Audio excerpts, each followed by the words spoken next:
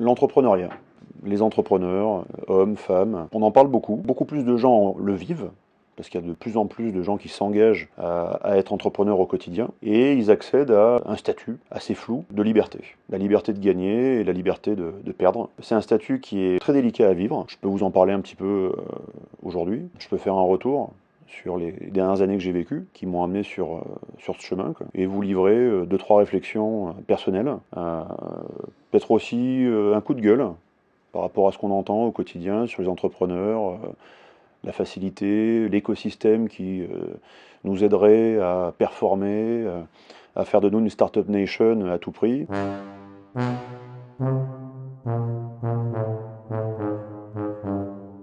L'entrepreneuriat est avant tout un processus personnel où, à un moment donné, on a une prise de conscience.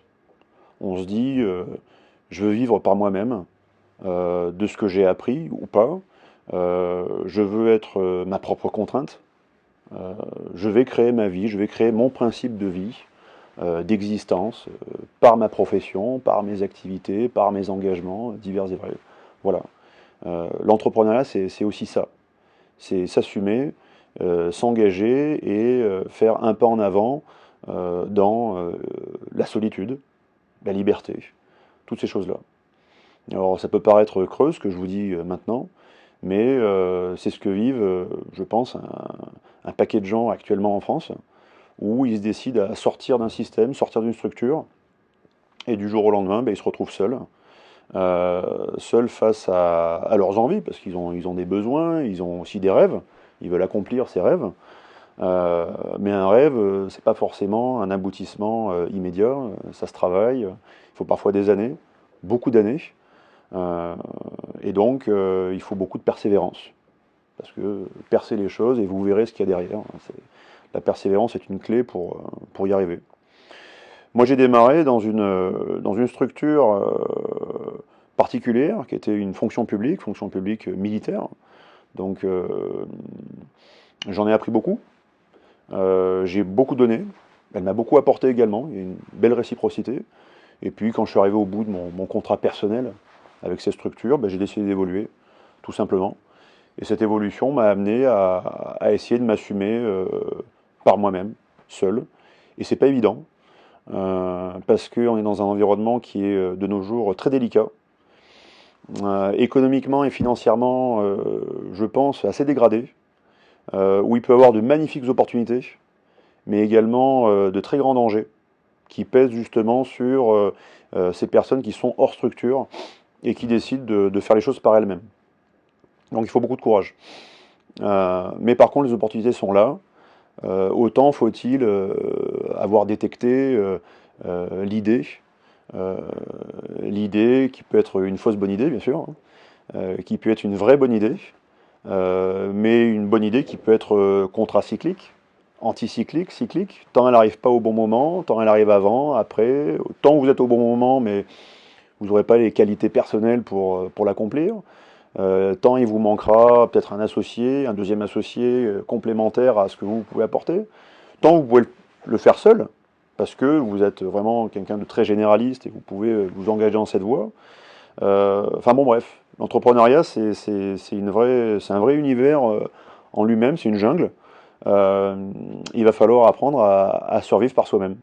Et dans ce cas-là, développer peut-être de nouvelles compétences que jusqu'ici vous n'aviez pas eu à développer dans un environnement où il y a une certaine zone de confort, parfois une certaine routine, du plaisir, hein. On y retrouve aussi parfois ce qu'on cherche dans ces structures, mais on s'y accomplit pas forcément soi. Donc l'accomplissement, ça va être un chemin qui va être long et fastidieux, mais à la clé, c'est ce que je commence personnellement à vivre. Vous pouvez aboutir sur quelque chose qui est très satisfaisant sur plusieurs plans, quoi. En termes autant de besoins d'utilité à l'autre que de votre besoin existentiel. Qu'est-ce que moi je veux faire de ma vie? Et bien sûr, combler ce besoin qui est le besoin aussi fondamental de survie. Il faut bien sûr s'assumer et assumer ses moyens et les moyens de sa famille et ainsi de suite, ses moyens de subsistance. Mais ces différents niveaux de besoins et d'atteinte de ces besoins, vous pouvez y arriver. Je suis sorti de cette structure militaire, cadrée, tracée, et vraiment un boulevard lumineux. J'étais officier auparavant, j'ai changé, comme dirait un ancien candidat à l'élection présidentielle, j'ai changé. Et je suis ensuite parti donc dans une passion. Euh, J'avais une vocation forte, chevillée, qui était vraiment la vocation du service à l'autre, du service public. Bon, bah, j'ai un petit peu, on va dire, déplacé cette vocation, être toujours au service de l'autre, toujours avoir ce besoin d'utilité, mais dans quelque chose qui est un petit peu moins public, un petit peu moins, on va dire, parfois exposé aussi, et donc avec une contribution très personnelle. Et j'ai réussi, en fait, déjà à identifier quelle était ma passion. Parce qu'on a tous des passions, il suffit juste de s'asseoir et de se dire, bon, bah, quelle est ma passion, quoi. Et à partir de là, vous avez un élément très structurant de votre démarche. Parce qu'une fois que vous déterminez où se situe votre passion, vous avez mis le doigt sur un élément fondamental qui va vous permettre de tenir dans la tempête. Car sans passion, avec tout ce que vous allez affronter, vous ne tiendrez pas. Même si vous avez, avec de la chance, une surface financière qui vous permet, même si vous avez avec de la chance des bons réseaux préétablis qui vous permettent également d'avancer, toutes ces choses-là, sans passion, il y a des jours où c'est très dur, et des semaines, des mois terribles. C'est la passion qui va vous faire vous lever, et c'est la passion encore qui va vous dire, je continue, j'aime ce que je fais, et le temps me donnera raison. Donc si vous arrivez à conjuguer cette vocation et cette passion, à en faire ce cœur très puissant, quelque chose de nucléaire, peu de choses pourront vous arrêter. Très peu de choses. Mais bon, après, à partir de là, il vous manquera bien sûr ensuite les talents, le travail et la chance. Mais talent, travail et chance, le talent, c'est une vieille monnaie. Hein. Avant, c'était un talent d'or. Bon, ben maintenant, c'est ce qui fait un peu que nous avons, on va dire, certaines qualités qui nous positionnent par rapport à certains métiers. Ben, ce talent, ben, ça se travaille, hein, fatalement. Et puis, à force de travailler, de s'exposer, d'occuper le terrain, d'occuper les réseaux, vous allez provoquer votre chance. Donc talent, travail et chance sont les trois clés qui vont après vous faire réussir si vous allez d'abord déterminer votre cœur. Ce cœur nucléaire, donc, de passion et de vocation. À partir de là, tout est possible. Et si en plus, vous arrivez à conjuguer cette passion avec un objectif économique qui en plus peut rencontrer un vrai besoin social, sociétal et un vrai marché, alors là, tous les feux sont au vert. Et vous pouvez être demain un entrepreneur, que ce soit social ou solidaire, hein, dans des métiers très nobles et très justes, mais aussi un entrepreneur dans d'autres sphères, beaucoup moins forcément solidaire ou social, mais très capitalistique ou technologique ou autre, et vous éclatez. Parce que vous aurez conjugué à la fois votre principe personnel, votre principe d'utilité à l'autre, et en plus un principe économique qui va vous permettre d'en vivre. Donc, je vais pas vous dire what the fuck, mais j'ai envie de vous le dire quand même, quoi. Faites-le. C'est ça la clé. Et donc, quand je suis sorti de la structure, je me suis bien sûr beaucoup interrogé sur qui je suis, ce que je veux faire, ainsi de suite. La passion est très vite arrivée, mais comme le dirait un très grand réalisateur américain, que vous connaissez, qui est Spielberg, la passion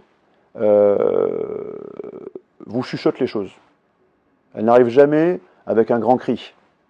C'est progressivement que les choses vous sont chuchotées, et progressivement, ce son prend un écho supérieur chaque fois en vous. Et là, après, un jour, vous allez vraiment entendre ce que vous avez envie de faire. À moins que vous soyez vraiment raccordé à ce que vous sentez, à vos intuitions premières. Dans ce cas-là, c'est clair pour vous depuis toujours. Dans ce cas-là, vous irez. Et donc, une fois que vous aurez déterminé ça, eh bien, tous les champs sont ouverts. Et après, si je peux revenir sur les choses qui sont beaucoup plus concrètes, beaucoup plus pragmatiques, on arrive dans des champs d'entrepreneuriat, donc où l'entrepreneur de nos jours, c'est l'un des acteurs économiques les plus vitaux, les plus indispensables, je pense, à la santé d'une économie, quoi, et d'un pays. Parce que c'est des personnes qui bousculent les conforts. les zones de confort. Et ces zones de confort sont à la longue asphyxiantes. Ces gens-là, ils vont impulser, homme ou femme. Hein. Mon débat aujourd'hui, c'est pas de dire il n'y a pas assez d'entrepreneurs femmes ou hommes, peu importe. Tout le monde est libre d'être entrepreneur demain. Homme ou femme, peu importe, on est un pays libre. On est la France, et vous pouvez demain vous lancer et entreprendre. Tout le monde peut le faire. Mais donc, on est dans un système qui est très, très compliqué, très délicat, qui ne nous aide pas forcément, qui vous apporte un petit peu des mirages d'accompagnement. Alors certains accompagnements existent, ils sont là, mais ils sont très très longs à mettre en place. Donc vos projets parfois avec le cœur, l'envie, vous avez envie de les lancer en 6 mois, 9 mois, 12 mois, ok, mais ça ne correspond pas forcément à un agenda administratif. Parce que vous avez une technostructure administrative et financière qui en France peut vous aider, on est quand même assez bien structuré là-dessus. Mais par contre, qu'est-ce que c'est long? Qu'est-ce que c'est long? Il va falloir que vous alimentiez les dossiers. Alors bien sûr, il faudra déjà que votre réflexion soit parfaite. Donc il faudra que vous les fassiez pivoter plusieurs fois, que vous ayez vraiment travaillé vos business models, que vous ayez travaillé vos besoins clients, vraiment que vous ameniez déjà un projet presque clé en main. Et à partir de là, quand votre projet, votre business et autres, très structuré, est amené dans une démarche administrative de technostructure pour vous aider aussi dans le financement, par exemple, bon ben là, il faut encore 3 mois, 6 mois, 9 mois, et ainsi de suite. Donc, on va dire que l'allégresse initiale, où on se dit je me lance, c'est parfait, je suis libre et compagnie, elle va assez vite être bâchée par le temps nécessaire pour les choses, quoi. Déjà, le temps de votre réflexion n'est pas forcément évident. Il peut y avoir des esprits brillants qui peuvent vous sortir des choses en 15 jours, mais même ces esprits brillants n'auront pas forcément anticipé les différents pivots que vous allez devoir mettre dans votre démarche entrepreneuriale pour adapter toujours plus votre produit ou votre service à un besoin qui est en face, un besoin qui existe, parce que bon, à moins que vous soyez vraiment dans quelque chose qui soit vraiment une forme de bénévolat, et j'y reviens, d'entreprise sociale et solidaire, et qui est très noble et très digne, et il y a beaucoup de besoins de nos jours. Mais si vous êtes dans un besoin, on va dire un peu plus, on va dire à caractère financier, capitalistique ou capital, là, il faut que le besoin existe et soit là, et soit immédiat. Donc il va falloir peut-être que vous pivotiez un paquet de fois pour vraiment arriver sur la bonne offre, le bon client, comment dire, une définition de ce que vous vendez, produit ou service, qui soit raccord avec ce que la personne en face vous achètera. Bon. Je ne suis pas ici aujourd'hui pour vous donner des leçons de quoi que ce soit, quoi. Mais je vous dis qu'il faut être raccord avec soi-même, il faut être aligné, il faut avoir de la passion, il faut avoir de la conviction, il faut du temps, il faut du travail, il faut de la chance. Après, ce temps, justement, il faut le prendre sur soi et il faut l'anticiper, ça va être très long. Il faut anticiper aussi que votre entreprise, quelle qu'elle soit, et quelle que soit la brillance de vos idées et la force de votre travail, il faudra 2 ans, 3 ans, 4 ans, 5 ans. J'ai pas envie de faire dans le copyright là, mais on a un paquet d'entrepreneurs, vraiment prestigieux maintenant, à succès, qui ont mis parfois 10 ans, après 3, 4, 5 pivots, pour accoucher d'une entreprise magnifique, voire une licorne, et on en a en France. Mais il leur a fallu beaucoup de temps. Donc armez-vous de ce temps, ne lâchez pas. Si ce que vous faites en vaut le prix, autant au niveau personnel que social, sociétal et à la fin économique, surtout ne lâchez pas. Allez jusqu'au bout. Vous aurez 1000 obstacles. Obstacles dans la technostructure, obstacles financiers, obstacles de concurrents. Vous en aurez 1000. Mais ne lâchez pas. Alors, je vous parlais des problèmes de technostructure administrative, mais je peux vous parler aussi des problèmes d'accompagnement, des problèmes aussi de ces mirages qu'on va vous créer sur votre chemin, ce miroir aux alouettes, les réseaux, différentes choses. Alors, moi, je ne vais pas critiquer aujourd'hui tout ce qui est French Tech, French Fab et compagnie. C'est très bien, la démarche est très bonne. Startup Nation et compagnie, c'est très bien. Sur le principe, c'est très bien. Mais le principe, c'est une chose. La réalité en est une autre. Et quand ensuite vous pénétrez dans ces réseaux French Tech, French Fashion, vous trouvez des très bonnes choses, mais vous trouvez aussi également beaucoup d'inertie, parce qu'il ne faut pas se leurrer, on est en France. On est le pays des idées, on est le pays des entrepreneurs, mais on est le pays des entrepreneurs sans argent. avec beaucoup de temps passé. Et d'ailleurs, c'est pour ça que beaucoup de pays dans le monde sourcent des entrepreneurs en France et vont les financer ailleurs. Donc ça aussi, c'est un coup de gueule que je partage avec vous aujourd'hui. On se lamente tous les jours en disant « oui, mais vous comprenez, c'est le capitalisme à la française, il faut du temps, il faut patienter, il faut digérer, ainsi de suite ». Mais là, maintenant, on est dans des cycles de modernité qui accélèrent toujours plus les échanges, qui accélèrent toujours plus les cycles de production, de conception, et ainsi de suite. Ça va vite. Encore plus avec la digitalisation, avec les nouveaux modes de communication, ça va très très vite. Et donc, une entreprise peut très vite faire des affaires, mais elle peut aussi très vite engager de l'argent et en perdre. Donc en gros, les cycles financiers, ils sont encore plus exigeants. Et si je vais peut-être aujourd'hui en finir avec la finance, parce que c'est le nerf de la guerre. Tout ce qu'on a vu auparavant, la conviction, le machin, ainsi de suite, c'est hyper structurel personnellement, mais vous n'irez nulle part sans ce nerf de la guerre. L'argent, la finance. Et en France, c'est très dur à sourcer. Et ça, c'est un coup de gueule. Parce qu'on a des idées magnifiques, et on s'en rend compte 10 ans plus tard. C'est pas dans 10 ans qu'il faut savoir que ça, c'était magnifique. C'est pas quand nos amis ou confrères américains et russes nous auront racheté qu'il faudra se dire « Ah, mais c'était une idée magique ». C'est maintenant qu'il faut la financer pour que ça reste en France. Parce qu'on est un berceau d'entrepreneurs. On a une histoire centenaire, millénaire, d'idées, de conceptions, de plein de choses qu'on capitalise de nos jours. Par l'éducation, par la transmission, par nos réseaux, tout ça, ça existe. Voilà. Je suis Alexandre Juving-Brunet, et je suis le président des laboratoires Juving-Brunet en France. Et je suis aussi un inventeur de Sniffy Solutions. Et j'étais très heureux de partager ce moment avec vous.